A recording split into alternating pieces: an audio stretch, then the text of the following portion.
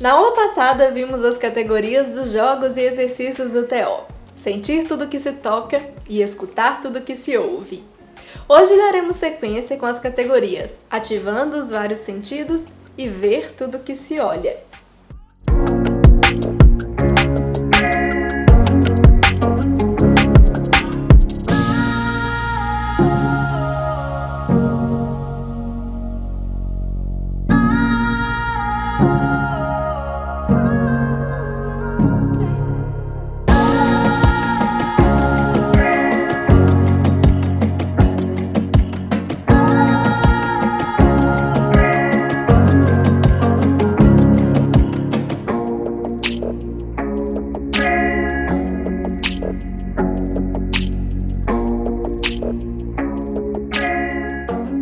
Na terceira categoria, ativando os vários sentidos, tentamos desenvolver os vários sentidos ao mesmo tempo.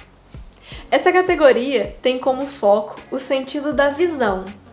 Quando nos privamos voluntariamente desse sentido, passamos a desenvolver os outros e assim percebemos o mundo externo por meio de uma melhor utilização dos outros sentidos. O sentido da visão seria o mais monopolizador.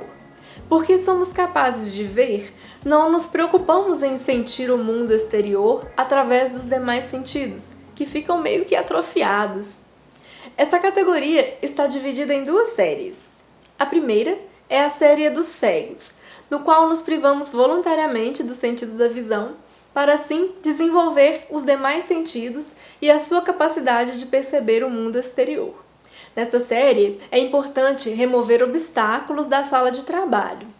Com grupos grandes, é recomendável também que, além da pessoa que conduzirá os exercícios e jogos, tenha-se aí mais uma ou duas pessoas de olhos abertos para impedir que acidentes aconteçam. As pessoas de olhos fechados devem se locomover devagar e manter os braços cruzados com as mãos tocando os cotovelos, assim.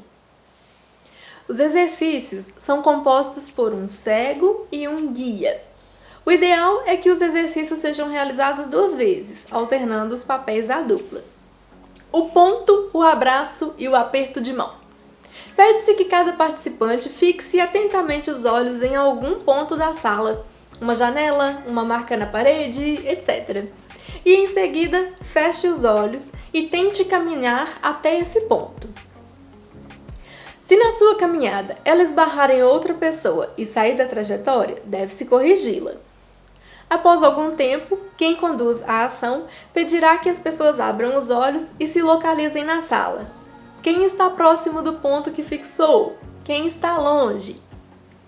Tenta-se uma segunda vez. As que conseguiram se aproximar, ou mesmo tocar o ponto, devem escolher outro ponto mais distante. E as pessoas que ficaram longe escolhem um ponto mais próximo. Em seguida, as pessoas formam duplas e se abraçam. Fecham os olhos e se separam, caminhando para trás até encontrar um obstáculo, uma parede provavelmente, ou após um determinado número de passos. Deverão então retornar e tentar abraçar novamente a mesma companheira, agora com os olhos fechados. Deve-se fazer este exercício pelo menos 2 vezes, trocando-se de parceiro. Finalmente, a versão mais difícil. Em duplas, as pessoas dão as mãos, fecham os olhos, afastam-se mantendo as mãos estendidas na mesma posição, caminham para trás até encontrar um obstáculo, retornam e tentam apertar-se as mãos novamente. Floresta de sons. O grupo se divide em duplas. Uma pessoa será a cega e a outra a guia. Esta emite sons de um animal, gato, cachorro, passarinho ou qualquer outro, enquanto sua parceira escuta com atenção. Então, as pessoas cegas fecham os olhos e as guias, ao mesmo tempo, começam a fazer os seus sons, que devem ser seguidos pelas cegas. Quando o guia para de fazer sons, a cega também deve parar. A guia é responsável pela segurança da parceira cega e deve parar de fazer sons se a sua cega estiver prestes a esbarrar em outra ou bater em algum objeto. A guia deve mudar constantemente de posição. Se a cega segue os sons com facilidade, a guia deve se manter o mais distante possível com a voz quase inaudível. A cega deve se concentrar somente no seu som, mesmo se ao seu lado tiver outros, vários outros. O exercício tem como objetivo despertar e estimular a função seletiva da audição. A cobra de vidro. No folclore araucano dos índios do sul do Chile, havia uma cobra de vidro que se quebrou em milhares de pedaços. Porém, um dia, os pedaços voltarão a se juntar e esses pequenos fragmentos voltarão a ser uma cobra perigosa, de aço, e expulsará os invasores espanhóis. Pode-se iniciar esse exercício, a cobra de vidro, com essa lenda. As pessoas participantes são instruídas a formar um círculo com as mãos sobre os ombros do colega à sua frente. A primeira pessoa é a cabeça da cobra e o restante é o corpo. Com os olhos fechados, as pessoas usam as mãos para examinar a nuca, o pescoço e os ombros da colega. Essa é a cobra de vidro inteira.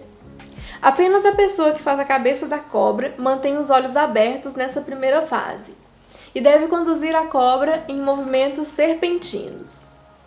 O restante deve aprender a reconhecer a pessoa da sua frente apenas com o tato. Em certo momento, depois de caminharem por alguns minutos, a cobra se quebra e as partes começam a se locomover cegas pelo ambiente. Ao final, a pessoa que conduz o exercício dá um comando e as partes saem à procura do seu local original na cobra. Devem reconstituir a cobra. O vampiro de Estrasburgo. Todas as pessoas caminham pela sala sem se esbarrar, os olhos fechados e as mãos cobrindo os cotovelos como proteção. O diretor toca o pescoço de alguém que passa a ser o primeiro vampiro de Estrasburgo. Seus braços se esticarão para a frente, ela dará um grito de horror e, doravante, procurará um pescoço para vampirizar. O grito por ela dado permitirá a outros saber onde está o vampiro e tentar escapar. A primeira pessoa vampira encontrará outro pescoço com as duas mãos. A segunda vampira dará igualmente um grito de horror, esticando os braços, e então serão 2 vampiros, depois 3, 4, etc. Pode acontecer de uma vampira vampirizar de novo outra vampira. Nesse caso, a segunda se rehumanizará e dará um grito de prazer. Isso indica que alguém se rehumanizou ali por perto, mas também que há um vampiro ali do seu lado. Devem ser então evitadas as regiões mais infestadas de vampiros. Bom destaque que é muito curioso e bastante compreensível que as pessoas participantes encontrem um certo alívio em ser vampirizadas, quando, ao invés de fugir, passarão a perseguir. É o mesmo mecanismo do oprimido, que se torna opressor, vampiro. Escapa à sua opressão, à sua dor, à sua angústia, deixa de ser vítima e torna-se algoz. Por outro lado, desenvolve em si o mecanismo de luta. Sente que toda situação opressiva pode ser rompida, quebrada. As duas situações andam ali lado a lado. Cego com bomba. Algumas pessoas vendadas, cercadas pelas demais, deverão imaginar que estão de posse de uma bomba que poderá explodir se elas tocarem alguém por mais de 1 segundo. A cada contato, deverão se afastar para o mais longe possível. Quem disse A? Todas as pessoas de olhos vendados caminham pela sala. Quem conduz o exercício designará uma pessoa com um toque. Essa pessoa deverá emitir um da maneira que quiser. As demais pessoas tentarão descobrir quem foi e dizer o seu nome. A categoria Ativando os Sentidos também é composta pela série do espaço. Essa série trabalha com todos os sentidos, inclusive a visão.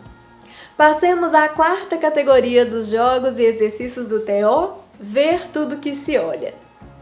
Nessa categoria, ainda se utilizam jogos de imagem, jogos de máscara e rituais, a imagem do objeto polissêmico, os jogos introvertidos. Tentamos ver tudo aquilo que olhamos, além de trabalhar a capacidade de diálogo visual entre 2 ou mais pessoas. Janacabana. A turma se organiza em trios de modo a sobrar alguém de fora. Duas pessoas do trio formam uma cabana juntando as mãos. No centro da cabana, a pessoa se protege. Do lado de fora de todas as cabanas, a participante que sobrou pode falar cabana, e todas as cabanas se desfazem tentando formar novas duplas. Também pode falar pessoa, e todas as pessoas que estão abrigadas dentro das cabanas têm que sair buscando novos abrigos.